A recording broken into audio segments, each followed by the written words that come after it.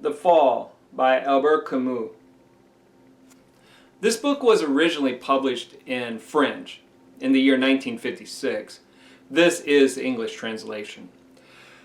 Though Albert Camus was an atheist, the title of the book represents the fall of humanity as it was told in the Garden of Eden.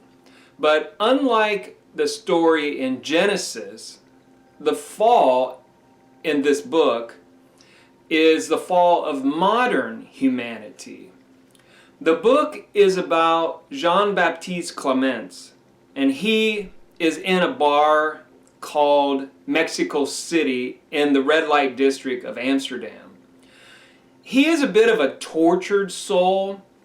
He doesn't try to improve himself. All he does is talk about his former life. Yet, in spite of this, he believes that he's some sort of chosen one by the universe, even though he, like the author, is an atheist. Now, the guy is a very complicated character. You know, he's a bit hard to follow at first, but once you finish the book, you'll realize that he wasn't just rambling on for nothing. While at the bar, Clamence strikes up a conversation with the man next to him. Though the man is similar in age and culture, Clamence doesn't really care who the person is. He just wants someone to vent to. I've known people like this. I had a friend who would talk to me about all of her problems and talk to me about everybody else's problems and so forth. I don't even think I mattered. I think it was she just wanted to vent, and it didn't matter if it was me or someone else who was there. Clamence does most of the talking throughout the book, and he barely allows the listener to speak at all. Though Clamence is speaking to the unnamed man, he's really speaking to all of us. He's saying we're all hypocrites. We're all like Clamence. And we're all just as narcissistic as he is. There are lots of religious themes in this book. For instance, the fall itself. Also, Clamence's name, Jean-Baptiste, is like John the Baptist from the New Testament of the Bible. And he also references Dante's Inferno. And Clamence sees the canal system in Amsterdam like the circles of hell, and the bar is the deepest place in hell, and they are in the outer circles of that hell. Amsterdam itself is a kind of hell for Clamence, while Paris was like heaven. And Clamence tells the listener that he was a successful trial lawyer in Paris.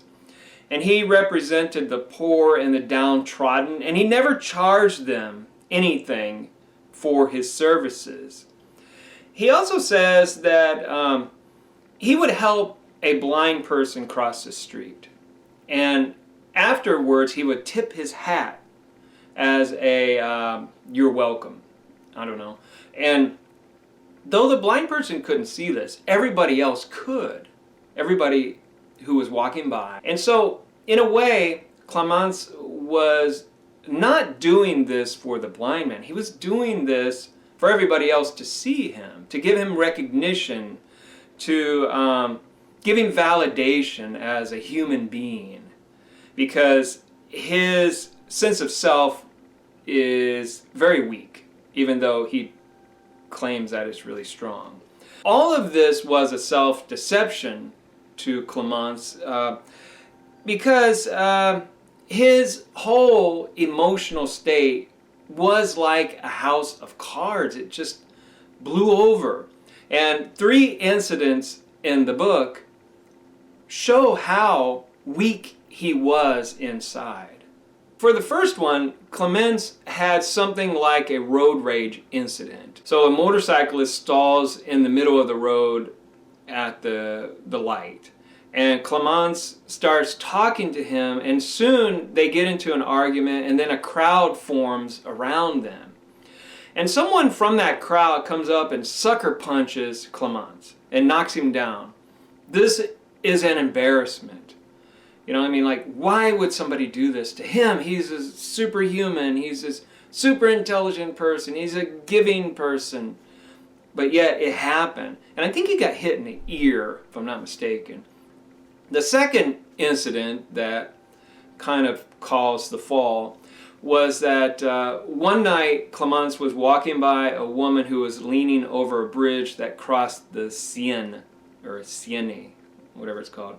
And as he got further down the street, he hears a splash. And he also hears some screams from the woman.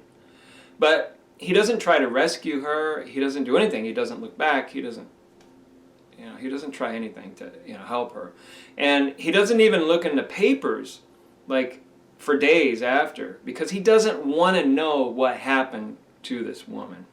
Now, this is the same guy that helped blind people or old women cross the street. Okay? You see how this goes? So this woman probably needed him. And as he was walking by her, he could see that she was probably going to jump. But he didn't help her. So what's that say about him? And the third incident that happened was Clamence was crossing a bridge and he heard someone laugh. And he didn't know who it was. He couldn't see the person. And he assumed that maybe they were laughing at him. And he's the type of person who doesn't want to be laughed at, you see, because he thinks he's better than everybody else, right? And so he starts to hear this laughter everywhere, under his window, and other places. He starts to become obsessed with this somewhat. And those three things caused his fall. And Clamence calls himself a judge penitent.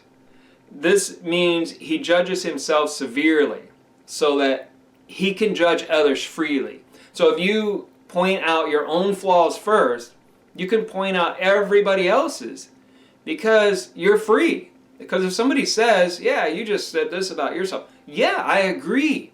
But then you can point out their flaws with impunity. You can just do it all the time. It gives you total freedom. And that's what he claimed to be, a judge penitent. So I suggest that you read the book.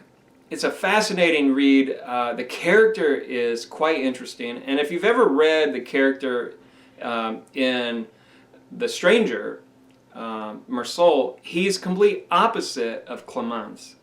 Meursault doesn't think at all.